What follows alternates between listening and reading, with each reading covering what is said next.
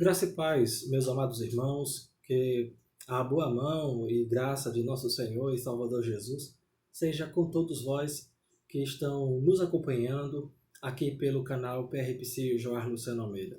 Que Deus esteja socorrendo a cada um de nós em nossas necessidades e também falando aos nossos corações por meio da sua palavra nesta noite, em nome de Jesus, nosso Senhor.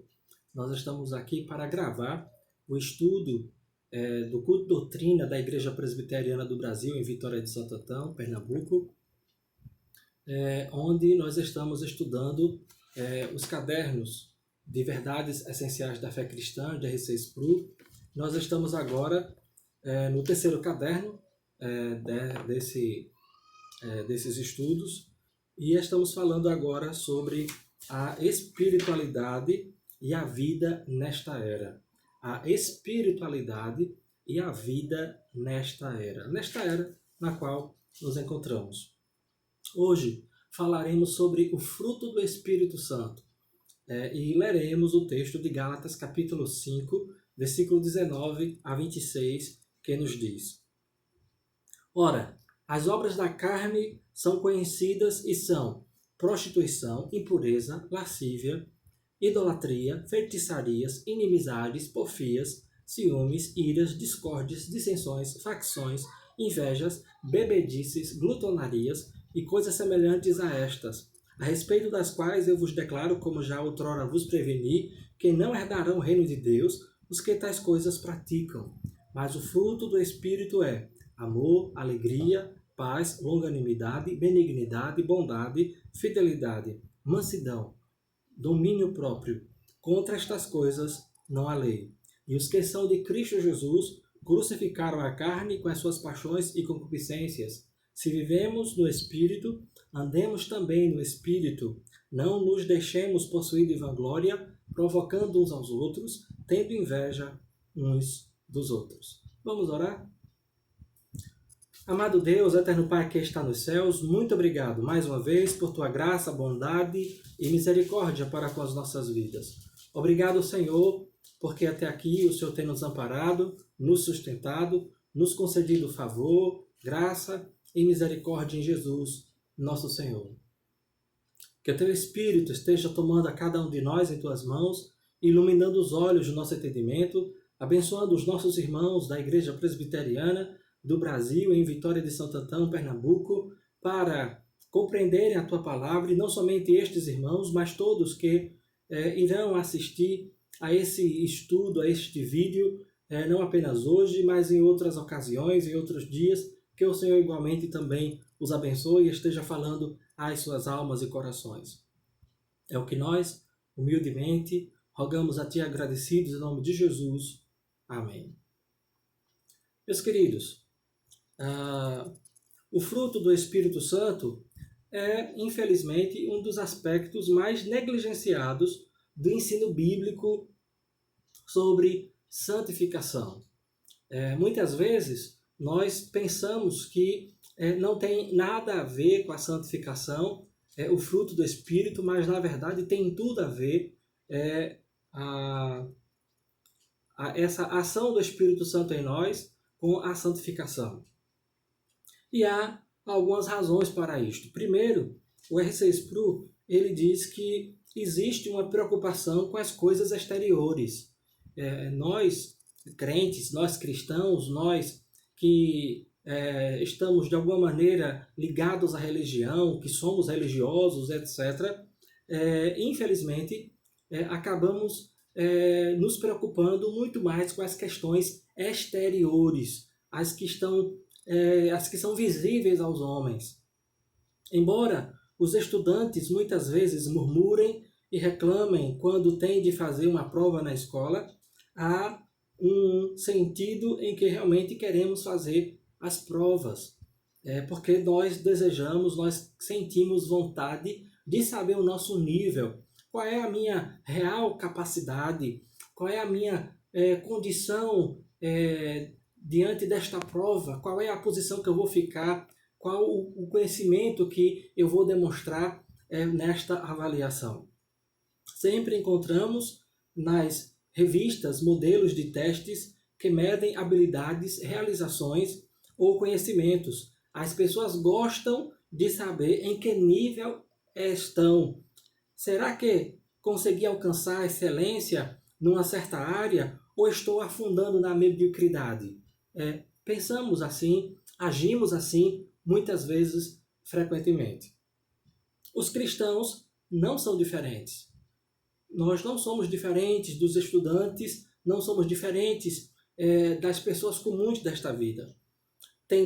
Tendemos a medir o nosso progresso na santificação, tendemos a medir o nosso nível espiritual, examinando o nosso desempenho de acordo com padrões exteriores. Proferimos maldições e palavrões, eu xingo palavrões, eu faço imprecações contra a vida de outras pessoas, bebemos muito, vamos muito ao cinema. Esses padrões são frequentemente usados para medir a espiritualidade de alguém. Ou, em algumas igrejas, pensam dessa forma. Fulano joga bola, ele não é muito espiritual porque joga futebol. Fulano vai ao teatro, ele não é muito espiritual porque ele vai ao teatro.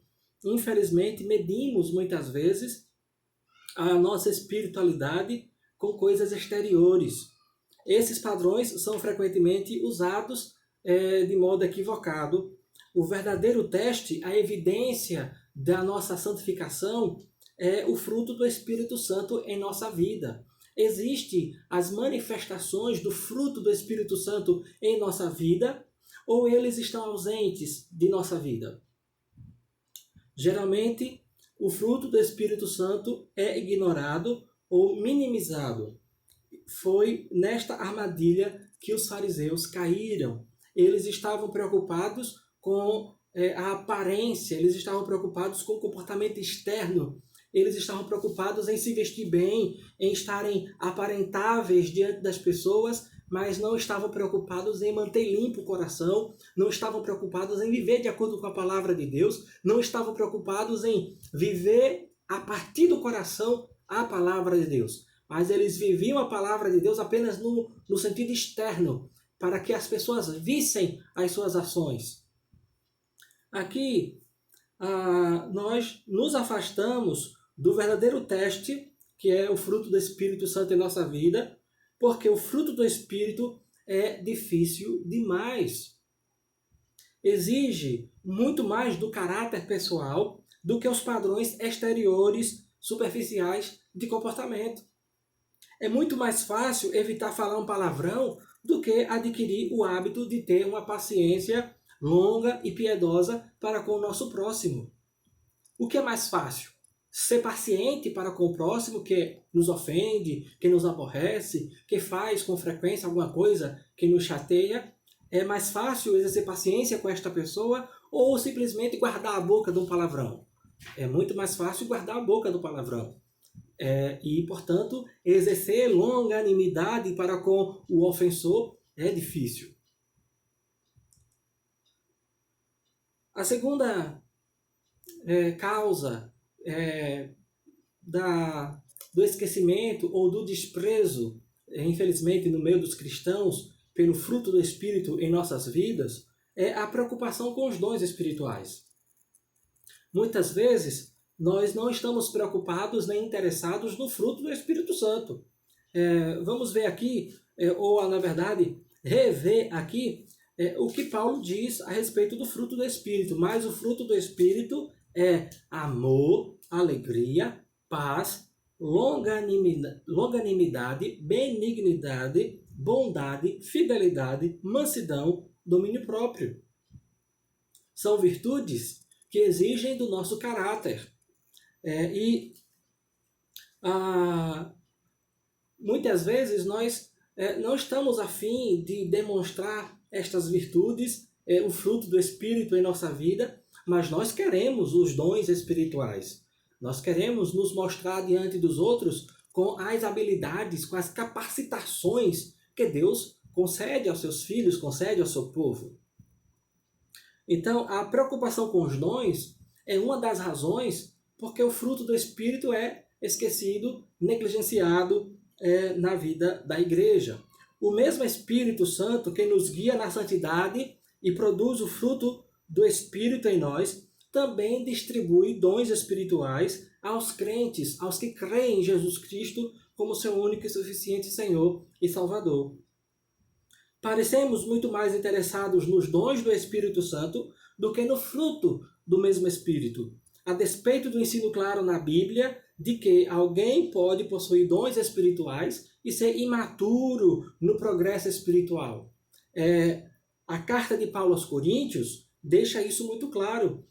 Os nossos irmãos da igreja de Corinto eram irmãos que tinham vários dons espirituais, mas eram imaturos, meninos na fé, eram fracos com relação ao conhecimento mais profundo das Escrituras e eram imaturos quanto ao relacionamento com o seu próximo, ao relacionamento com seus irmãos, porque lhes faltava o fruto do Espírito. Uma terceira razão, porque o fruto do Espírito é, muitas vezes, negligenciados, é o problema dos crentes, aliás, é o problema dos descrentes justos. Sim, descrentes justos. São descrentes, até ateus, homens irreligiosos, pessoas que não são verdadeiramente salvas em Jesus Cristo, que podem ser também religiosos, mas que não são salvos em Jesus, são apenas religiosos e que possuem uma vida moralmente elevada. É melhor a conduta externa e a conduta moral destas pessoas do que a vida de muitos crentes verdadeiros, de muitos crentes genuínos. Sim, é possível que crentes genuínos tenham uma vida moral inferior a alguns descrentes justos. Existe crentes, aliás, descrentes justos. Pessoas que não são salvas em Jesus, mas que são justas, que são boas, que são moralmente de caráter ilibado, elevado e que têm, portanto, um bom testemunho diante de todos, seus vizinhos, seus amigos, seus colegas, seus familiares. E a gente precisa reconhecer isto. E aí, meus irmãos, é frustrante medirmos nosso progresso na santificação pelo fruto do Espírito Santo, porque as virtudes relacionadas às vezes são exibidas no nível maior por descrentes. Estas virtudes que acabamos de citar, do fruto do Espírito, amor, alegria, paz, longanimidade, benignidade, bondade, fidelidade, mansidão, domínio próprio, essas virtudes, esse fruto do Espírito Santo, essas virtudes muitas vezes aparecem, sem ser fruto do Espírito Santo, na vida de descrentes, na vida de homens que não têm um relacionamento pessoal com Jesus Cristo como o seu único e suficiente Senhor e Salvador. Mas estas pessoas têm essas virtudes desenvolvidas. Eles se esforçam em serem mansos, se esforçam em serem bondosos, se esforçam em serem fiéis, se esforçam em terem a paz com o seu próximo, se esforçam em serem pacientes, longânimos com o seu próximo, se esforçam em terem domínio próprio de suas ações, de suas palavras, de suas emoções, se esforçam em terem alegria nas suas vidas, se esforçam em terem essas virtudes em suas vidas. E muitas vezes, muitos crentes de verdade, crentes genuínos, crentes salvos em Jesus Cristo, têm esse fruto em intensidade menor, ou não têm esses frutos manifestos em suas vidas, ainda estão, infelizmente, como meninos na fé e imaturos na vida cristã, e por causa disto acabam, na hora que fazem, na hora que se medem com o descrente, ele diz, puxa, eu sou crente e esse descrente tem uma vida melhor do que a minha, porque ele está fazendo uma medição externa, se medindo pelo comportamento externo do outro. Meus queridos, todos nós conhecemos pessoas não cristãs que demonstram mais bondade ou mansidão do que muitos crentes, do que muitos cristãos. Se as pessoas podem ter, independentemente da ação do Espírito Santo, como podemos determinar nosso crescimento espiritual desta maneira, como algumas pessoas podem ter estas virtudes desenvolvidas em suas vidas, independentemente da ação do Espírito Santo nelas, como elas podem ter essas virtudes, e Como é que eu vou medir o meu progresso espiritual se estas pessoas que não têm o Espírito, elas são tão desenvolvidas moralmente? Como é que eu vou medir a minha vida espiritual? Meus queridos, há uma diferença qualitativa entre as virtudes do amor, alegria, paz, longanimidade, benignidade, bondade, fidelidade, mansidão, domínio próprio, engendradas, produzidas, desenvolvidas pela ação soberana do Espírito Santo no coração do crente e aquelas exibidas pelos descrentes. Há uma diferença qualitativa.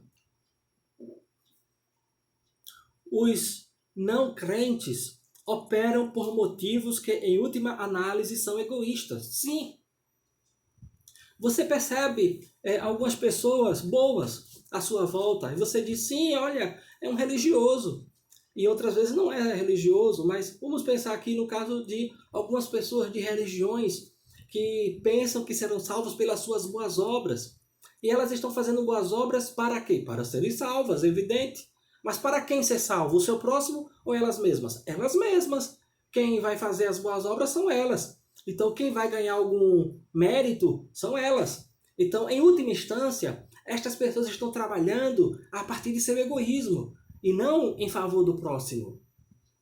Então, quando elas fazem alguma boa obra, quando elas fazem alguma ação generosa de boas obras, em favor do outro, em favor do próximo, em última instância, elas estão fazendo para benefício próprio. Eu vou fazer isto para ganhar o direito ao perdão dos meus pecados. Eu vou fazer isto para ganhar o direito ao céu. Eu vou fazer isto para merecer um lugar bonzinho no céu. Eu vou fazer isto para ver se Deus me coloca num bom lugar. Então, elas fazem pensando em si mesmas e não pensando no próximo. Quando, porém, um crente, um novo convertido, um salvo em Jesus Cristo, um homem ou mulher nascidos do Espírito Santo, regenerados, justificados pela fé em Cristo Jesus, que compreendem que não são salvos pelas suas boas obras, mas são salvos pela fé em Cristo Jesus. Quando estas pessoas exibem o fruto do Espírito Santo, ele está mostrando características que, em última análise, são voltadas para Deus e para o próximo. Porque quando um crente que sabe que está salvo em Jesus Cristo e que não faz boas obras para ser salvo, porque já está salvo em Jesus, e ele faz boas obras ao seu próximo, e ele age com mansidão com o seu próximo, e ele age com longanimidade com o seu próximo, e ele age com paz com o seu próximo, e ele age com amor, e ele age com alegria, e ele age com benignidade, e ele age com fidelidade, e ele age com domínio próprio, e ele age agindo de forma favorável ao próximo, sem considerar que esta sua boa obra, esta sua boa ação em favor do outro vai lhe redundar salvação, porque ele compreende, eu estou fazendo isto não é para ser salvo, porque eu já estou salvo em Jesus Cristo. Eu estou fazendo isto porque eu quero obedecer e agradar a Deus. Eu quero fazer isto para servir o meu próximo. Quando ele faz isso, quando um cristão faz isso, essas suas boas obras, elas estão dirigidas a Deus e elas estão dirigidas ao próximo, sem um segundo interesse. Porque o cristão verdadeiro, o crente genuíno, sabe que já está salvo e que já está perdoado pelo sangue de Cristo Jesus. E, portanto, todas as suas boas obras não são para que ele seja salvo. É para que Deus seja glorificado. É para que o outro, o próximo, a quem ele está servindo, seja abençoado, seja ajudado, seja socorrido. E, portanto, estas boas obras são dirigidas a Deus. Estas boas obras são dirigidas ao próximo. Estas boas obras são fruto de obediência para a glória de Deus, são fruto de bondade e amor para com o próximo. Não é fruto do coração egoísta que está fazendo as boas obras para ser salvo. É fruto de um coração obediente a Deus e que ama o seu próximo. Portanto, as boas obras na vida do cristão parte de um coração que sabe que já está salvo em Jesus Cristo por causa do que Jesus fez na cruz, por causa da obediência de Cristo, por causa da morte de Jesus, por causa da ressurreição de Cristo, já estou salvo e faço boas obras para que Deus seja louvado, para que Deus seja glorificado, para que o meu próximo seja socorrido por mim, para que o meu próximo seja abençoado pelas minhas boas ações, para que o próximo seja ajudado pelas minhas boas obras. E desta maneira o Evangelho seja glorificado e crido entre as outras pessoas. Meus irmãos, ser cheio do Espírito Santo significa ter uma vida controlada pelo Espírito Santo. Os não crentes só podem exibir essas virtudes espirituais no nível da capacidade humana. Eles só podem exibir estas virtudes no nível da força humana. Os crentes em Jesus Cristo, eles exibem estas virtudes movidos pelo poder sobrenatural do Espírito Santo, que nos capacita, nos habilita e nos inclina a realizar estas boas obras, executando estas virtudes, desenvolvendo estas virtudes em nossas vidas. Paulo faz uma lista, que já citamos aqui. Paulo faz uma lista das virtudes do Espírito, do fruto do Espírito Santo, em sua carta aos Gálatas, quando ele diz, e vou repetir, mas o fruto do Espírito é amor, alegria, paz. O comentarista, estudioso, pastor John Stott, saudoso John Stott, um homem de Deus, anglicano, e que escreveu vários livros excelentes, e também o comentário do livro de Gálatas, publicado pela editora ABU, e ele diz que estas 3 primeiras virtudes, nós devemos considerá-las como sendo dirigidas a Deus. Eu devo amar a Deus, eu devo ter alegria porque estou salvo em Cristo Jesus, salvo pela ação de Deus em minha vida, amor a Deus, porque Ele me amou primeiro, eu devo amá-lo e devo glorificá-lo em minha vida, porque Ele me amou, e eu devo amá-lo de todo o meu coração, porque Ele me salvou em Jesus. E eu devo ter alegria na salvação que Deus me concedeu em Cristo Jesus. E ele diz, paz com Deus, porque fui perdoado pelo sacrifício de Cristo Jesus e agora estou reconciliado em paz com Deus e usufruo da paz de Deus em minha vida. E ele diz longanimidade, benignidade, bondade. Ele diz que estas 3 virtudes que acabei de citar, longanimidade, bondade, benignidade e bondade, são virtudes horizontais, são virtudes que eu devo dirigir na direção do meu próximo, na direção do outro. Eu não devo ter paciência com Deus, longanimidade com Deus, eu devo amar a Deus. Portanto, são virtudes verticais, amor, alegria e paz. Virtudes verticais, do meu coração para Deus, eu devo ter estas virtudes. E essas outras 3 aqui, longanimidade, benignidade e bondade, são virtudes horizontais que eu devo ter na direção do meu próximo. Eu não tenho longanimidade para com Deus, não tem por que eu ter paciência com Deus, eu devo ter paciência com o meu próximo, longanimidade grande e uma paciência esticada, longa, para com o meu próximo, porque o meu próximo pode me ofender, o meu próximo tem defeitos, o meu próximo tem espinho, e ele acaba me ofendendo, me espetando com os seus defeitos, e eu preciso ser paciente com os defeitos do meu próximo.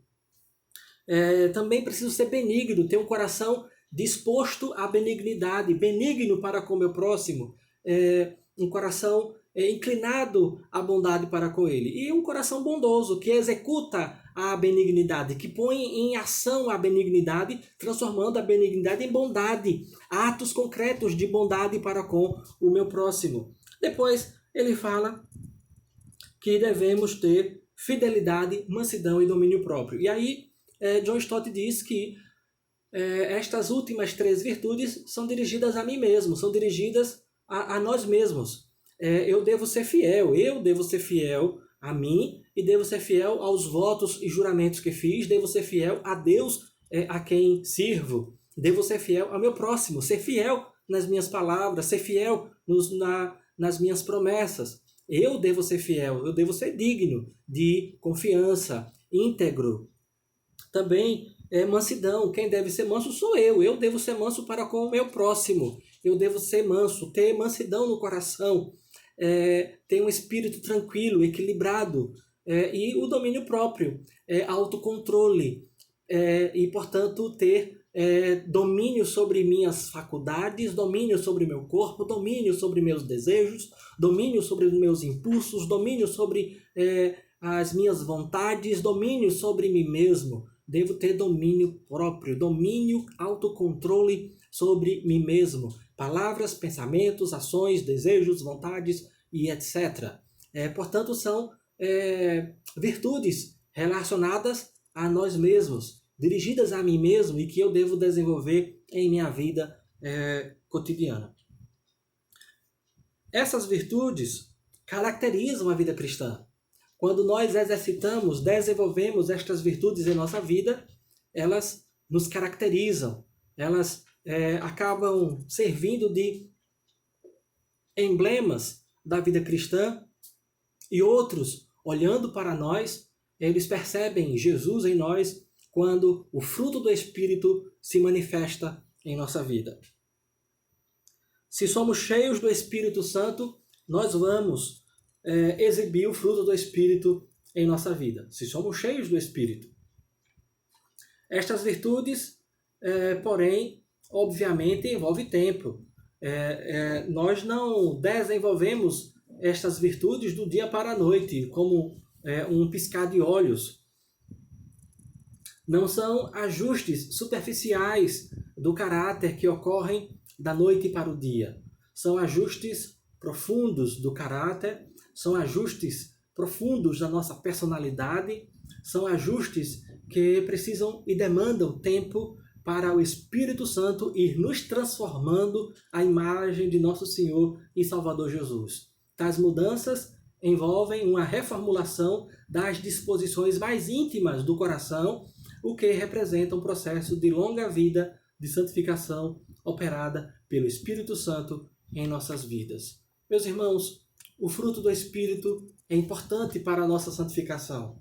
E nós precisamos não apenas desenvolver esses frutos em nossa vida, nós precisamos viver para o Senhor, viver para Deus, de acordo com estas verdades. Que Ele aplique estas verdades às nossas almas, ajudando-nos a viver de acordo com a palavra do Senhor, e que também você possa ter o coração disposto e disponível para Deus, em nome de Jesus, nosso Senhor.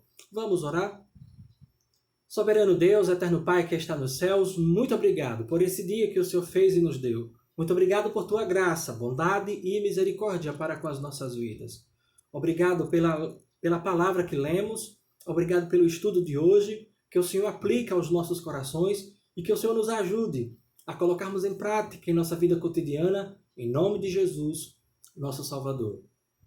Também te pedimos mais uma vez que o Senhor nos conceda a graça diante ainda das dificuldades que enfrentamos na vida por causa desta pandemia. O Senhor sabe de todas as mazelas, de todo o sofrimento que vieram sobre a humanidade e especialmente também vieram sobre a igreja. E a igreja ainda sofre por causa das restrições de reunião, restrições para os cultos públicos serem realizados com todos os irmãos, crianças, idosos e todos os demais irmãos juntos. Por isso, Senhor, tenha misericórdia de todos nós, livra-nos do mal e faz, soberano Deus, faz com que nós possamos voltar à nossa vida cotidiana normal para a glória do Teu nome. E em nome de Jesus, põe a Tua mão contra todos os corruptos, onde quer que se encontre nas esferas dos governos municipais, estaduais, federal, que o Senhor repreenda todos os corruptos onde quer que se encontrem, para que possam ser descobertos, para que possam ser repreendidos, para que possam ser processados, presos, em nome de Jesus, nosso Senhor. E para que os recursos públicos não sejam roubados, desviados e usados de forma inadequada. Te pedimos, soberano Deus, que o Senhor opere na mente e no coração dos cientistas que já estão trabalhando há um bom tempo para descobrir a vacina para este coronavírus. Que o Senhor nos conceda graça para que nós possamos ter o quanto antes a vacina e que toda a população possa ser imunizada e possamos retornar às nossas atividades. Seja com os nossos irmãos enfermos, toquem seus corpos, dá-lhes a saúde que necessitam, e ajuda, soberano Deus, aqueles que não estão podendo ir para a igreja, não estão podendo ir para as suas atividades também de trabalhos cotidianos. Ó bendito Pai, abençoa-nos em nome de Jesus, nosso Salvador. É o que nós rogamos a Ti, agradecidos. Vem confortar, consolar aqueles nossos amigos e parentes e irmãos que sofreram perdas, sofreram com o passamento, o falecimento de alguns familiares. Que o Senhor os conforte, lhes conceda graça e favor, em nome de Jesus, nosso Senhor e Salvador. Amém. Que a graça de nosso Senhor e Salvador Jesus, e o amor de Deus, o nosso eterno Pai, e a comunhão, as consolações do Santo Espírito, sejam sobre vós, sobre todo o povo de Deus, hoje e sempre. Amém. Que Deus nos abençoe e que você possa ter uma noite debaixo da graça de Jesus, nosso Senhor e Salvador. Mais uma vez, se possível, se inscreva em nosso canal, compartilhe com seus amigos, parentes, familiares e também clica aí no sininho para você receber as notificações quando a gente enviar mensagens novas aqui. Deus os abençoe.